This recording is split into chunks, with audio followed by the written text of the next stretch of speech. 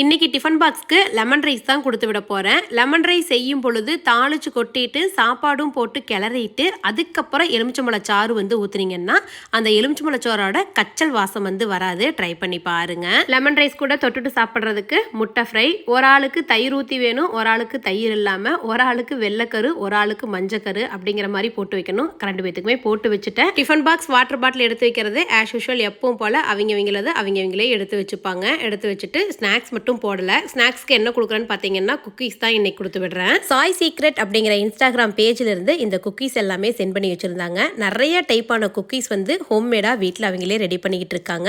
1/2 kilo cookies வாங்கும் பொழுது brownie bytes பார்த்தீங்கன்னா ஃப்ரீயாக கொடுக்குறாங்க. குக்கீஸ் ப்ரௌனி டேஸ்ட் சூப்பராக இருந்தது. அவங்க நம்பர் ஸ்க்ரீனில் தரேன், உங்களுக்கு தேவைன்னா அவைல் பண்ணிக்கோங்க. பாப்பா 2 பேரும் ரெடி ஆனதையும் பூ கொண்டு எங்கள் ஆஃபீஸ் ரூமில் கொடுக்கணும். யார் ஃபஸ்ட்டு ரெடி ஆகிறாங்களோ அவங்க கொண்டு கொடுக்கணும். இன்னைக்கு சுகஸ்தி ரெடி ஆனதால மேடம் கொண்டு வந்துட்டாங்க. இந்த வேலை அக்கா தங்கச்சிக்குள்ள பிரிச்சு எப்படி வேணாலும் அவங்க செஞ்சுப்பாங்க. சன்சிக்கு ஸ்போர்ட்ஸ் டே நடந்துகிட்டு இருக்கிறதால மண்டே இனிமே ஒயிட் யூனிஃபார்ம் வேண்டான்னு சொல்லிட்டாங்க ஸ்போர்ட்ஸ் டே முடிகிற வரைக்கும். அதனால ப்ரௌன் யூனிஃபார்ம் போட்டுட்டு மேடம் கிளம்பியாச்சு.